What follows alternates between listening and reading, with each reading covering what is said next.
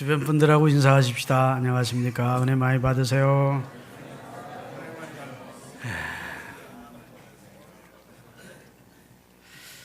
본문에 의지해서 존귀함은 어디서 오나, 그런 제목으로 말씀을 전하겠습니다. 성경은 인명사진은 아니지만 창세기에서부터 요한계시록까지 보면 수를 헤아릴 수 없을 만큼 많은 사람들의 이름이 등장합니다. 그 가운데 복을 받은 사람도 있고 하나님의 저주를 받은 사람도 있고 성공한 인생을 산 사람들이 있고 실패한 인생을 산 사람들도 있고 구원받은 사람들도 있고 안타깝게도 하나님께 버림을 받은 사람들도 있습니다. 수많은 인물들이 활동이 기록되어 있는데 그 기록의 분량도 아브라함이나 이삭이나 야곱이나 요셉이나 모세나 다윗 같은 사람들은 기록 분량이 많이 나옵니다. 그래서 10장, 20장 계속해서 그들의 행적이 기록되어 있는 분들도 있고, 다시 말해서 기록된 양이 많은 분도 있고, 단 한 절 내지 두 절로 그의 생애가 기록된 인물들도 있습니다. 오늘 본문의 주인공인 야베스는 그 업적이나 그 생애에 대한 기록이 길지 않습니다. 딱 두 절이에요. 오늘 본문 역대상 4장 9절 10절 두 절로 기록이 되어 있습니다.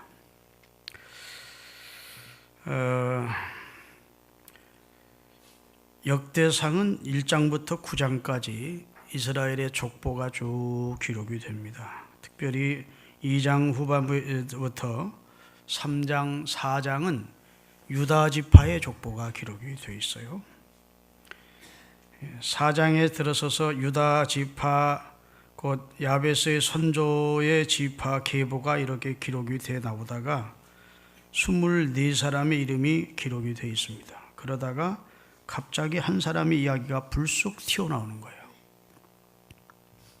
야베스는 그 형제보다 존귀한 자라. 이렇게 시작돼서 하나님이 구하는 것을 다 허락하셨더라. 이렇게 끝나는 9절 10절이 기록이 되어 있습니다. 그리고 나서는 그 다음 절부터는 또 언제 그랬느냐는 듯이 아무 일도 없었던 것처럼 유다 지파 이름이 다시 계속 이어지고 있어요. 그러니까 역대상을 기록한 저자가 쭉 족보를 기록해 가다가 야베스를 기록할 때에는 그냥 넘길 수가 없었던 겁니다. 특별한 내용이 있는 삶을 산 사람이니까 잠깐 이 사람을 언급을 하는데, 모든 사람들이 알고 넘어가야 될 사람이었기에 야베스를 잠깐 소개를 하는데, 그는 하나님 앞에 존귀한 인물로 인정을 받았고 하나님은 그가 구하는 모든 내용을 다 허락하셨다. 그런 복을 받은 사람이다. 다시 말해서 하나님께 기도함으로 운명을 바꾼 사람이고 고달픈 인생을 살다가 하나님의 은혜로 축복을 받은 사람이다. 그래서 역대상을 기록한 저자가 야베스에 와서는 그냥 지나칠 수가 없는, 한번 강조해 두어야 될, 주목해 봐야 될 그런 내용이기 때문에 우리에게 기록을 해 주었다고 생각이 됩니다. 성경을 읽다가요, 한번 작심을 하고 이제 연초가 되면 내가 올해에는 성경을 정독을 한번 해야 되겠다.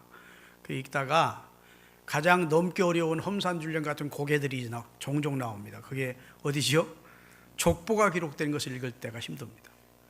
우리가 그 이름을 생전 그 얼굴을 본 적이 있습니까? 그 이름을 들어본 적이 있습니까? 아무개는 아무개와 아무개와 아무개를 낳았고 또 아무개는 아무개와 아무개를 낳았고 그의 증손은 누구고 그의 현손은 누구고 뭐 이렇게 나오는데 질려버린다고요. 그래서 성경에 있다가 아유 여기는 넘어서자 하고 그냥 넘어서는 경우가 많은 곳이 족보가 몇 번 나오는데 그 가운데가 역대상 전반부에 나오는 이 족보입니다. 정말 지루하게 쭉 그 이름만 기록되다가 야베스에 이르러서 야베스는 하나님 앞에 존귀한 자다. 그 형제들과는 비교가 안 되는 존귀함을 있었던 자다. 태어나기는 아주 난산하면서 어머니가 어려운 환경 속에서 그가 태어났는데 하나님 앞에 기도를 했더니 하나님이 그가 기도하는 것을 다 들어주셨다. 이렇게 기록을 해놓고 또다시 그 뒤부터 계속 또 족보를 기록해 가고 있음을 보게 됩니다. 야베스가 기도한 내용이 네 가지예요. 요즘 브루스 웰킨스라고 하는 사람이 쓴 야베스의 기도라는 책이 전 세계적으로 베스트셀러가 된 적이 있습니다. 그래서 그 내용을 중심으로 제가 한번 7, 8년 전에 한번 설교를 한 적이 있는데, 오늘은 내용을 좀 달리해서 진짜 존귀함을 주시는 분이 누구냐, 이런 초점을 맞추려고 합니다. 여하튼 야베스는 네 가지를 기도했어요. 원컨대 주께서 내게 복의 복을 주십시오. 한마디로 복 주세요. 두 번째, 내 지경을 넓혀 주십시오. 세 번째, 주님의 그 능하신 손으로 나를 붙들어 주십시오. 네 번째, 나로 하여금 이 지긋지긋한 환난에서 벗어나, 이 마음에 일어나는 근심에서 벗어나 참으로 환난과 근심이 없는 삶을 내게 주십시오 라고 하나님 앞에 기도를 했더니 하나님이 그의 구하는 바를 다 허락해 주셨다, 이런 내용이라고요. 야베스란 이름은 수고, 고난, 고통, 환난, 슬픔, 그런 뜻입니다. 태어날 때 오늘 9절에 보면 내가 수고로이 그를 낳았다 해서 어머니가 이름을 야베스로 지었대요. 성경학자들은 야베스가 태어날 때 그의 어머니와 그 야베스의 형들이 너무너무 가난한 상황이었을 것이라는 겁니다. 아들, 딸 이름을 지을 때는 다 좋은 이름 짓지요. 그렇죠? 아들, 딸 보고 그 뜻이 나쁜 이름을 짓는 사람이 어디 있습니까? 그리고 이스라엘은 전통적으로 아이가 태어나면 아버지가 이름을 지어줍니다. 그런데 여기 그 어머니가 이름하여 야베스라고 했던 걸 보면, 야베스는 그가 잉태되었을 때 그 아버지가 세상을 뜸으로 유복자였을 것이라는 겁니다. 어머니가 이름을 짓는 예는 특별히 없다는 거예요. 그리고 태어날 때도 너무너무 어려운 환경 속에서 태어나는데 고통스럽게 어머니가 난산을 하면서 태어났다는 겁니다. 다시 말해서 가난한 환경에 또 아버지까지 없는 그런 상황에서 엄마가 그를 낳았는데 너무 고통스러운 상황에서 낳았다는 겁니다. 그러니까 엄마가 태어나니까 아버지 아이 이름을 그냥 축복되게 지어주지를 못하고, 이야, 이런 세상에 너 왜 태어났냐, 고통스러운 세상에, 이 눈물 많고 고난 많은 세상에 왜 태어났어, 너는 그리 야베스다, 그랬다는 거예요. 무슨 말 이해되십니까? 네. 그러니까 그 이름을 보면 그의 초년의 인생살이가 순탄치 않은 것이 분명해요. 그의 기도 가운데도 환난을 제발 벗어나 근심이 없는 삶을 주시옵소서 이렇게 기도한 걸 보면 그가 처음에는 환난과 근심의 삶을 살지 않을 수 없는 상황이었음이 미루어 짐작이 됩니다. 그렇죠? 지금 내 환경이 너무 형통하고 너무 순탄한데 환난 없게 해주세요, 환난을 벗어나게 해주세요, 그럴 사람이 어디 있어요? 환난을 좀 당하고 있으니까 환난을 벗어나게 해달라고 기도한 거죠. 아멘. 현실적으로 지금 환난을 당하고 있고 근심된 일이 있는 상황을 그가 살고 있을 때 하나님, 나는 제발 이 지긋지긋한 환난을 벗어나 근심이 없는 그런 형통한 삶, 순탄한 삶을 내게 주십시오라고 기도를 했다고 하는 걸 보면 그의 초년은 상당히 어려운, 정말 고통스럽고 가난하고 그리고 애달픈 그런 삶을 살았던 것이 분명하다고요. 할렐루야. 나는 오늘 설교 준비를 하다가요, 이름 짓는 얘기가 나오는데 일본 사람들 이름은 참 가관이더라고. 일본은 우리나라를 침범하기 전에도 자기들끼리 우리나라 삼국시대처럼 그 자기들끼리 싸움을 많이 했더라고요. 막부라고요. 그래가지고 막 칼로 잔인하게 죽이고 자기 뜻을 못 이루면 어떡하죠? 활박 자살을 하고 아주 잔인한 놈의 족속이라. 일본 사람들 여기 없죠? 막 배를 자기가 찌르고 막 발을 가르고 죽는다. 그 남자들이 많이 죽었대요. 여자들이 별로 없었답니다. 남자들이 별로 없어서 전쟁을 해야 되는데, 그래서 통치자가 야, 여자들은 여기다가 요 거둑대기 같은 거 하나 말아가지고 불도가지고 다니다가 남자가 야, 관계하자 그러면 아무 데서나 관계를 해서 애를 가지라고 그랬대. 국법으로 그렇게 만들었대. 남편은 전쟁에 나가 죽었고 하여튼 과부들이 그렇게 많고 여자들이 많았는데 여자들이 일본 여자들 입고 다니는 옷 보면 이 뒤에다가 뭐 이렇게 둘둘 말았잖아요. 거기 아무 때나 이제 뭐 관계를 할 수 있도록 그걸 피는 것이래. 그래가지고 관계를 맺는데요. 그래가지고 성씨를 어떻게 질 수가 없으니까, 이름을 질 수가 없으니까 일본 사람들이 이름 가운데 야마모토가 많아요. 야마모토는 산속에서 만난 남자와 관계에서 낳은 애.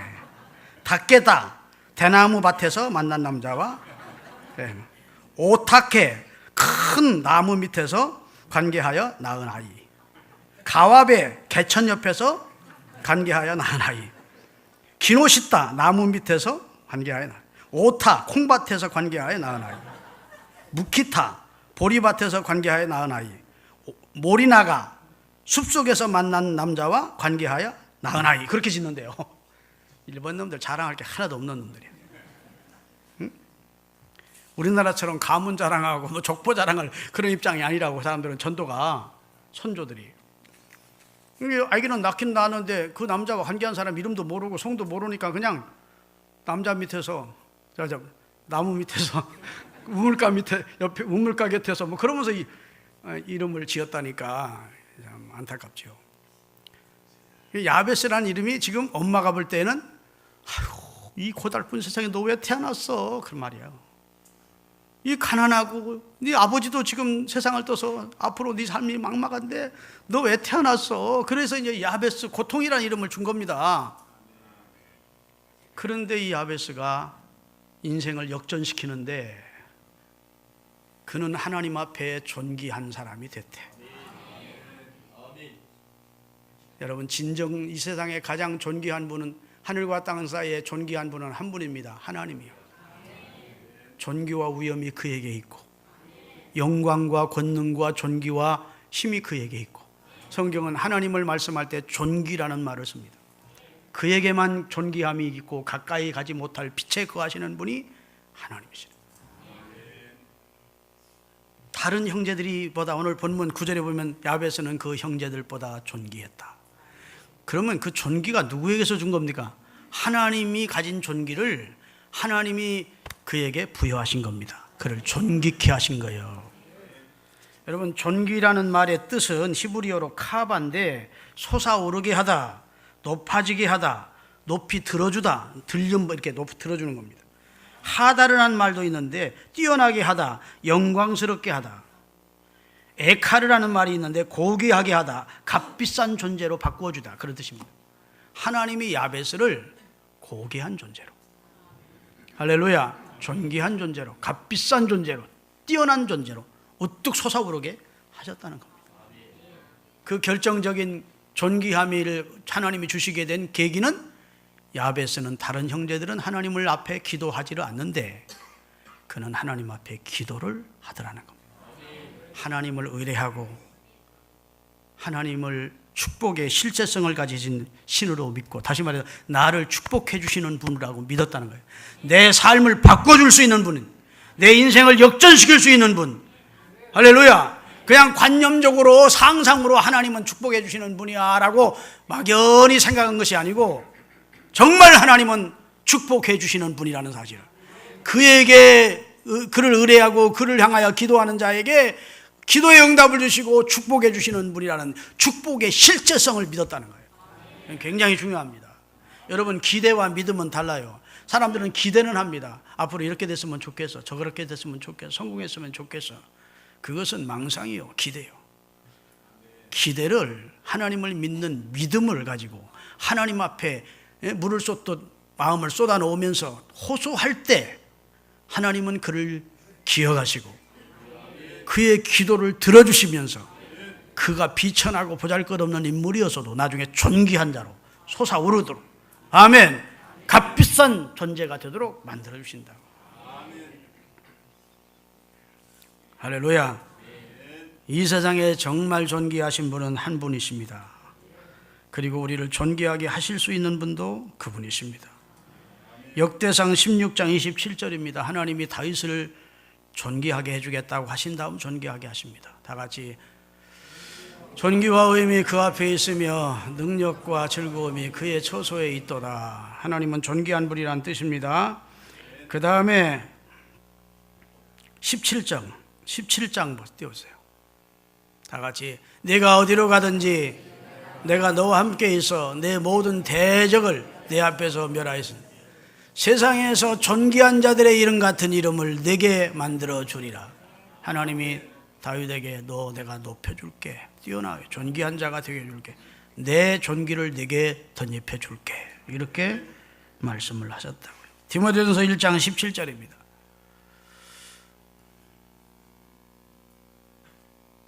디모데전서 1장 17절 영원하신 왕 곧 썩지 아니하고 보이지 아니하고 홀로 하나이신 하나님께 존귀와 영광이 영원 무궁하도록 있을지어다.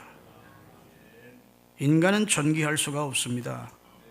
존귀하신 하나님이 함께해 주실 때, 은혜 주실 때 존귀한 존재가 되는 것입니다.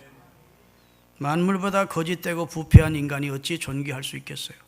결정적일 때는 언제나 이기적일 수밖에 없는 인간이 어찌 존귀할 수 있겠어요? 방치하면 죄 가운데 빠지는 그런 경향으로 가득 찬 인간이 어찌 존귀할 수 있겠어요? 어떤 사람은 돈이 존귀케 된다고 생각합니다. 그렇지 않습니다. 돈이 있어도 개처럼 사는 사람이 많습니다. 권력이 사람을 존귀케 한다고 생각하는데 권력 가지고 각종 부정이나 더러운 삶, 수치스러운 삶을 살아서 자식들이 당신의 아버지 이름이 거론되는 것이 수치스러워서 난 아버지 때문에 장가 못 가게 생겼다 원망한다는 거예요. 에? 왜 아버지가 야 이 새끼야 다 너들 때문에 그랬는데 언제 아버지 우리 때문에 부정하라고 그랬고 우리 때문에 돈 모으라고 그랬고 우리 때문에 그 짓 하라고 했느냐. 아버지 부끄러워서, 난 아버지 아들이라니까 부끄러워서 이제는 세상 앞에 가서 말도 못하겠다. 그런 안타까운 일들도 이 세상에 부지기수입니다. 그러니까 돈이나 명예나 권력이 사람을 존귀케 하는 게 아니에요. 그런 거 없어도, 배운 거 별로 없고 가진 것도 없고 권력 없어도 존경받는 사람이 있는가 하면 그런 모든 외적인 조건을 다 갖추고도 사람들의 비난과 그 다음에 비웃음의 대상이 되는 사람들이 이 세상에 많지 않습니까? 그렇기 때문에 외적인 조건이 그 사람을 존귀하게 하는 것이 아니에요. 존귀는, 정정한 존귀는 존귀하신 하나님이 주셔야 돼. 할렐루야. 존귀의 주인이, 존귀의 모체가, 존귀의 근원이 하나님이시라고요. 여러분, 우리가 슈바 있잖아, 테레사 수녀 같은 사람들을 존경합니다. 존귀한 인물이라고 생각해요. 그 사람들을 왜 우리가 존귀하다고 할까요? 하나님이 하신 일을, 하나님이 하셔야 될 일을 대행했기 때문입니다. 사랑하고 섬기고, 그렇죠? 봉사하고 긍휼을 베풀고 치료해주고, 그 예수님 하신 일이고 하나님이 하시는 일이에요. 그 일을 했기 때문에 사람들은, 그 사람들이 돈, 명예, 권력은 없어도 존귀한 인물이라고 생각합니다. 여러분, 하나님이 주시는 존귀함이 여러분에게 있기를 예수 그리스도의 이름으로 축원합니다. 할렐루야. 그러면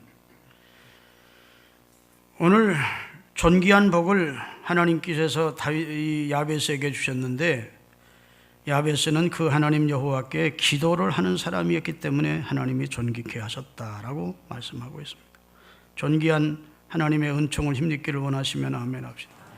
그러면 하나님이 여러분의 인생을 친히 바꿔줄 수 있는 살아계시고 실제적 축복을 우리에게 주실 수 있는 분이라는 사실을 믿고 여러분도 기도 생활하십시오. 그러면 하나님이 높여주십니다. 존귀는 스스로 얻어지는 것이 아니고 주께서 주시는 거예요. 스스로 본인이 박사하고 있다듯 뭐 졸업장 따듯 딸 수 있는 게 존귀가 아니라고. 존귀는 하나님이 주신다고. 히브리서 5장 4절에 분명히 하나님은 말씀하셨어요. 다 같이 읽겠습니다. 히브리서 5장 4절. 이 존귀는 아무도 스스로 취하지 못하고 오직 아론과 같이 하나님의 부르심을 받은 자라야 할 것이야. 스스로 존귀를 취할 수 있는 게 아니라고. 내가 오늘부터 존귀해, 날 존귀해줘, 존중해줘, 그럴 수 없다는 것입니다. 하나님이 존귀케 하셔야 존귀하게 여김을 받는 거예요. 존귀는 어디서 온다고요? 하나님으로부터 옵니다. 할렐루야. 그런데 하나님께서는 예수 그리스도를 주로 믿고 하나님을 경외하는 자들에게, 다시 말해서 우리 그리스도인들에게 존귀를 주셨습니다. 시편 16편 3절에 땅에 있는 성도는 존귀한 자다. 아멘 좀 하세요. 우리를 하나님이 존귀한 자. 우리 머리에, 우리 눈에 보이지 않지만 영화와 존귀의 관을 씌워주셨다. 이사야 49장 5절입니다. 나는 여호와 보시기에 존귀한 자라. 그 말씀이세요. 다 같이 나는 여호와 보시기에 존귀한 자라. 나의 하나님이 나의 힘이 되셨도다. 다시 야곱을 자기에게로 돌아가게 하시며 이렇게 이스라엘을 자기에게로 모이게 하시려고 나를 태에서 나옴으로부터 자기 종을 삼으신 여호와의 말씀입니다. 하나님이 나 선택한 것은 존귀케 하시려고 선택하셨대. 하나님이 나를 세우신 것은 존귀한 일에 쓰임받게 하시려고 나를 세우셨대. 우리는 여호와 보시기에 존귀한 자입니다. 믿습니까? 옆에 분들하고 당신은 참 존귀하신 분입니다. 그분이 많이 배워서, 그분이 돈이 많아서, 그분이 권력이 있어서 그래서 존귀한 분이 아니고 하나님이 존귀케 하신 분들이 여러분 옆자리에, 앞자리에 앉아있는 분들이에요. 자, 빌립보서 2장 29절입니다. 그래서 성도끼리는 서로 존귀히 여겨야 돼요. 빌립보서 2장 29절 이러므로 너희가 주 안에서 모든 기쁨으로 그를 영접하고 또 이와 같은 자들을 존귀히 여겨라. 주를 앞장서 섬기는 분들, 할렐루야, 주의 백성 되어 함께 주를 예배하는 모든 분들을 다 존귀히 여기십시오. 하나님이 김철중이를 존귀히 여기십시오. 남영주를 존귀히, 이영직이를 존귀히. 할렐루야. 내가 남영주를 함부로 대할 수 없어. 하나님이 그 아들의 피로 속량해서 존귀하게 하신 분인데 내가 함부로 할 수 없어. 그렇죠? 우리 장로님이 나를 함부로 할 수 없어. 하나님이 세우신, 하나님이 존귀한 종으로 세워주신 분인데 서로가 하나님을 의식하고 성도를 대하면 다 존귀한 자예요. 우리가 싸우고 미워하고 적대시할 대정들이 아니라고. 교회마다 막 싸움이 일어나가지고 막 장로파 목사파가 막 법정 싸움하고 그런 거 하나님 기뻐할 일이 아닙니다. 서로를 존중히 여기시는 그런 주의 은혜가 있기를 예수님의 이름으로 축원합니다. 할렐루야. 네. 그럼 야베스가 하나님이 존귀를 그에게 부어주신 것은 기도의 사람이, 하나님을 상대로 기도하는 사람이었대. 예레미야 33장 2절 3절입니다. 하나님이 어떤 하나님이냐? 이를 행하시는 여호와래요. 그것을 만들어 성취해 가시는 여호와, 그 이름을 여호와라 하는 하나님이 이같이 이르노라. 너는 내게 부르짖으라. 내가 네게 응답하겠고 내가 알지 못하는 크고 은밀한 일을 내게 보이리라. 어려운 상황에서 주저앉아 있지 말고, 팔자 타령하지 말고, 운명 탓하지 말고, 주변 사람 원망하지 말고 너는 내게 부르짖으래. 그러면 내가 네게 응답하겠고 내가 알지 못하는 크고 비밀한 일로 역사해 줄 것이라고 말씀해 주신 줄로 믿습니다. 하나님께 대한 확고한 믿음을 가지고 하나님 앞에 나와서 기도하는 사람을 하나님은 존귀케 하십니다. 할렐루야. 아픔이나 슬픔이나 고통이나 낙심될 일 모두 가지고 주님 앞에 나오세요. 내 모든 시험 무거운 짐을 다 같이 주 예수 앞에 아뢰이면 근심에 쌓인 날 돌아보사 내 근심 모두 맡으시네. 무거운 짐을 나 홀로 지고 견디다 못해 쓰러질 때 불쌍히여 구원해 주리.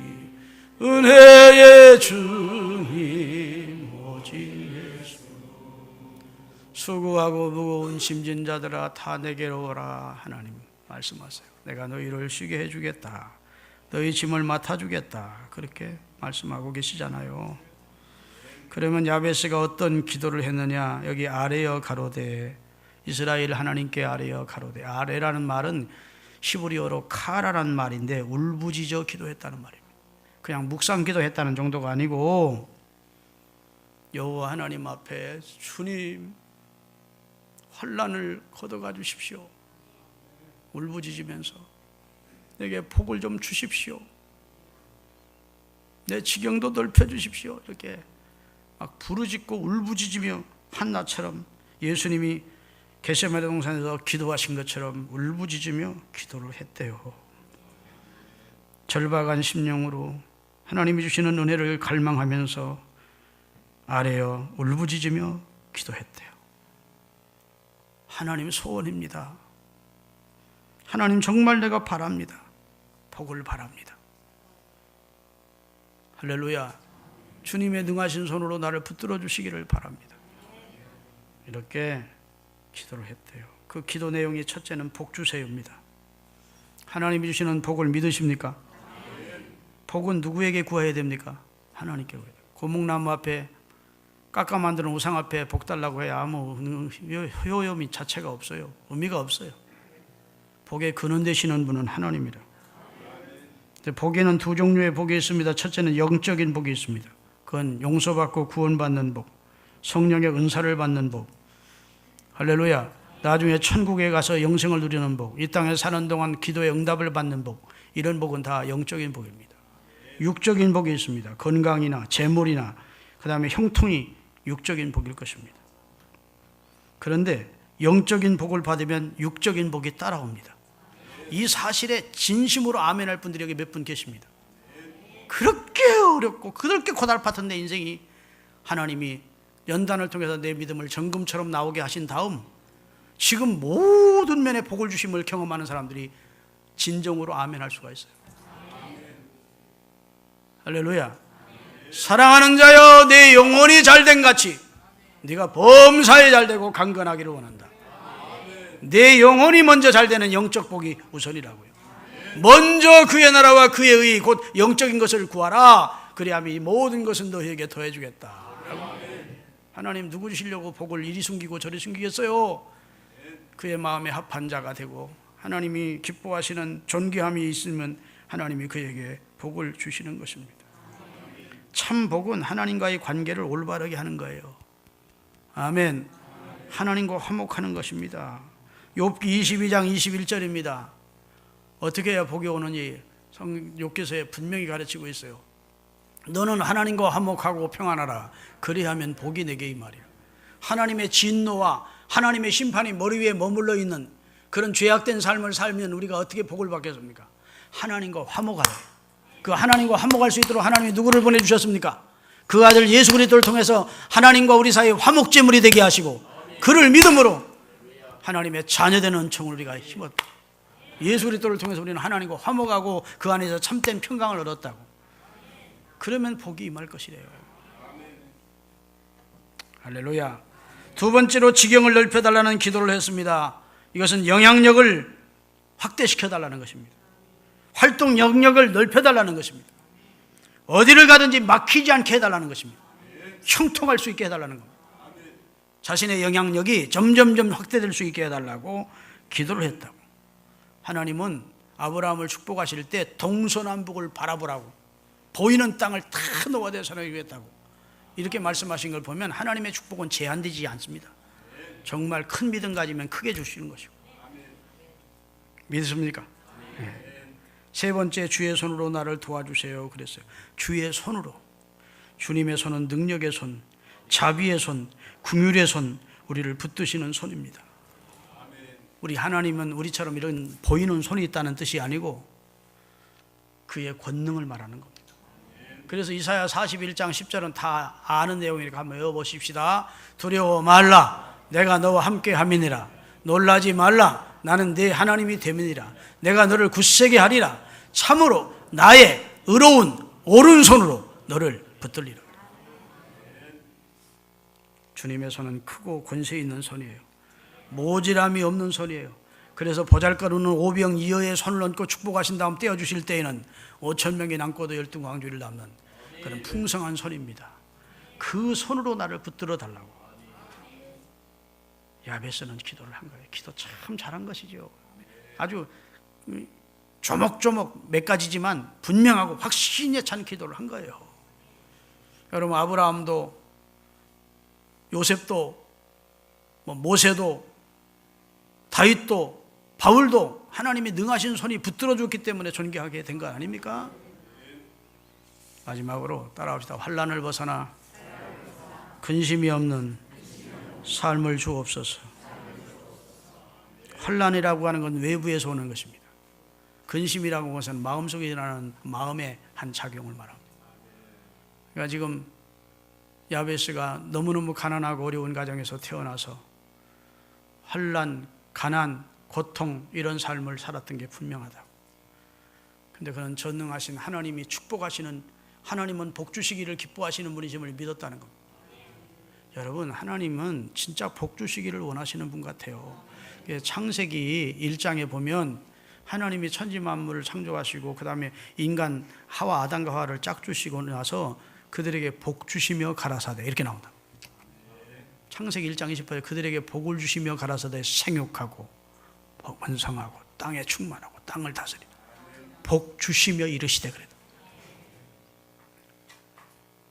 그런데 인간이 타락해서 하나님의 복을 잃었죠. 그렇죠. 아담과 하와가 불순종으로. 그런데 여러분과 저는 다시 그 복을 회복한 겁니다. 누구를 통해서? 그리스도를 통해서 회복했다고. 저는 하나님의 아들, 딸이 되었다고. 하나님 앞에 용서받고 하나님과 화목한 존재가 됐다고. 그러니까 이제 복을 달라고 구하세요. 마태복음 7장 7절 8절입니다. 주님의 약속이에요. 다 같이 읽겠습니다. 구하라 주실 것이요, 찾으라 찾을 것이요, 구하라 그러면 너희에게 주실 것이요, 찾으라 그러면 찾아낼 것이요, 문을 두드리라 너희에게 열릴 것이니. 구하는 이만 받을 것이요, 찾는 이가 찾을, 문을 두드리는 이에게 열어준다는 거예요. 하나님은 자신을 향하여 두드리는 사람에게 문을 열린다. 꼬다는 보리처럼 앉아서 교회 나가서 한마디 기도할 줄도 모르고 구하는 것도 없고 소원도 없는 사람에게 하나님 은혜 주지 않습니다. 하나님은 달라는 자를 좋아하셔. 사람은 달라는 사람을 싫어합니다. 자꾸 달라고 그래. 나도 어떤 목사님을 만나는데 하여튼 좀 도와줬으면 하는 눈치야. 자주 만나는데 진짜 그분이 어렵거든. 여러 번 도와줬는데도 지금도 좀 도와줬으면. 부담스럽더라고. 아니면 내가 좀 어려움만 안 당했으면 좀 뭉텅뭉텅 도와주겠는데 그런 상황은 아니니까. 그래도 그 어려움 속에서 많이 도와줬는데 그래도 좀 도와줬으면. 자꾸 어려운 얘기를 하는 거예요. 야, 사람은 너무 도와달라니까 좀 부담스럽더라고. 근데 하나님은 도와달라고 해줘요. 하나님의 창고는 모지람이 없고 주어도 채워지는 창고이기 때문에.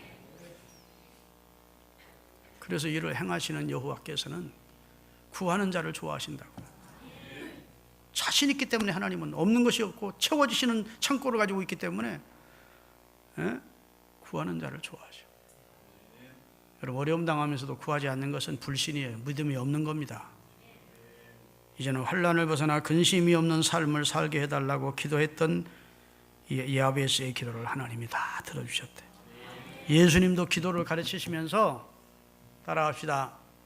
우리를 시험에 들게 하지 마시고 악에서 구원해 주세요. 그렇게 기도하라고 주기도문에 가르쳤어. 어려움에서 구원해 달라고, 시험에 들어가서 하나님 앞에 범죄하지 않도록 해달라고. 여러분, 야곱은 약복강에서 정말 어려움을 만났어. 모세와 이스라엘 백성은 홍해바다 앞에서, 여호수아는 여리고성 앞에서 난공불락 같은 어려움을 만났어. 근데 하나님이 부르짖을 때 다 해결해 주셨어. 여리고 무너뜨리셔서 홍해 갈라주셨어. 할렐루야. 약복강 기도했던 야곱은 그 형과 눈물로 상봉할 수 있도록 하나님이 응답을 주셨어요. 예배소 3장 20절 읽고 말씀 마감하겠습니다. 하나님은 우리의 구하는 것만 주시는 분이 아니고 구하는 것 이상으로 주시는 분. 다 같이 우리 가운데 역사하시는 능력대로 우리가 구하거나 생각하는 모든 것에 더 넘치도록 하시리. 우리가 구하거나 생각하는 것을 그만큼만 주시는 분이라 더 넘치게 하시는 분. 하나님 앞에 지혜 달라고 구했더니 지혜만 딱 주시고 마시는 분이 아니라 그하지 아니한 부와 귀와 영광도 다 솔로몬에게 주셨던 분. 어제 제가 저녁에 곽선희 목사님이 아드님이 심무하는 예수소망교회라고 저 분당의 교회에서 설교하시는 것이 나오더라고요. 이제 은퇴하셔가지고 아들 교회 가서 주일에 한 번씩 설교를 하시는데 그분이 제 인천 제1교회에서 목회를 했습니다. 오래 젊었을 때. 그때 저를 가르친 교수예요. 통합측 장로의 신학을 다니고 있을 때. 진짜 잘생겼고, 그 곽선희 목사님 지금 이마가 벗어져 그러지, 진짜 젊은 날에는 어떤 배우 못지않게 잘생겼지. 글 잘 쓰지, 영어 잘 하시지, 설교 잘 하시지, 강의 잘 하지. 이제 100년에 하나 나올까 말까 하는 인물이라고. 여기 소망교회를 세우신 분 말입니다. 그 정도에 지금 한 5, 6만 명 보이죠. 근데 그 양반이 이제 설교를 하는데, 인천 제1교회에서 제가 목회를 할 때, 젊었을 때, 그때는 종을 땡땡 쳤대요. 그랬더니 미국 사람 2사람이 교회 정원에 일찍 와가지고 저녁 수요 예배 때인데 앉아있다가 예배를 드리는데 예배실에 들어오더래. 그래서 자기가 영어로 설교하지 않고 이제 한국 사람들이 뭐 수요일 예배를 보였으니까 한국어로 설교를 하니까 쪽지를 영어로 써가지고 저한테 잠깐 간증 시간을 줄 수 있겠습니까 하고 영어로 쪽지를 해서 보낸 겁니다. 그러니까 수요 예배니까 좀 자유롭잖아요. 그러니까 오시라고 해놓고 목사님 좀 통역을 해줬으면 좋겠습니다. 그러시라고 해서 통역을 했대요. 그랬더니 단도직입적으로 나는 부자입니다 그러더래. 그래서 무슨 소린가 통역을 했대. 저는 자가용 비행기가 7대입니다 그러더래. 여러분, 자가용 하나 가지고 있다고 뭐 한두 개 가지고 있다고 우리가 뽐낼 입장이 아니야. 그 양반은 나는 너무너무 가난한 가정에서 태어났습니다 그러더래. 그래도 그렇게 통역을 했대요. 그러면서 하나님이, 나는 일찍이 하나님을 믿고 믿음으로 살았는데 어려운 가정에 태어나서 지금은 세계의 거부가 되었고, 여기 한국에 온 것은 세계의 실업인 모임이 있어서, 기독 실업인 모임이 있어서 참석을 했다가 지금 여기 교회에 오늘 참석합니다 그러더래. 그러니까 세계 부자들이 모이는 기독 실업인 모임에 참석했다가 이제 미국으로 돌아가기 전에 이제 인천 제1교회 참석을 한 거예요. 그러면서 내가 평생 지침으로 삼고 있는 말씀이 있습니다. 사무엘상 2장에 있는 내용을 말씀하시더래. 가서 다시는 그 얼굴에 수색이 없으니라 그랬대. 그게 무슨 말인가 하면, 하나님 앞에 한나가 아들 달라고 기도했고, 그 다음에 엘리 제사장의 축복 기도를 받은 다음에 집으로 돌아가서는 다시는 그 얼굴에 수색이 없었다는 겁니다. 사업을 하다가 불도 났었고 화재를 만나기도 했었고 그런데 자기는 절대 기도한 다음에는 근심이 없었대. 가서 돌아가 다시는 근심이 없었더라. 그 말씀을 평생에 자기는 마음에 새기고 외우며 살았다는 겁니다. 하나님 앞에 맡겼으니까 사업도 내 인생도 근심하지 않겠다는 거예요. 가서 다시는 그 얼굴에 수색이 없으니라. 그 얘기를 강조하는데 지금도 그분이, 곽선희 목사님, 잊어지지 않는다는 겁니다. 우리가 살다 보면 얼마나 근심할 일이, 얼굴에 수색이 갈 일이 많습니까? 그래도 하나님 앞에 내 일생을 맡겼으면, 내 사업을 맡기고 내 자녀를 맡겼으면 기도해놓고는 다시 돌아가서는 수색이 없었다는 거예요. 하나님에게 위탁을 했으니까 하나님이 알아서 해주셔. 이게 믿음입니다. 야베스도 기도 딱 해놓고 하나님께 맡겼더니 하나님이 그의 구하는 바를 다 허락했대. 기도하고 맡기고 사십시다. 내가 염려한다고 키를 한 잔나 더 하게 할 수도 없고. 아멘.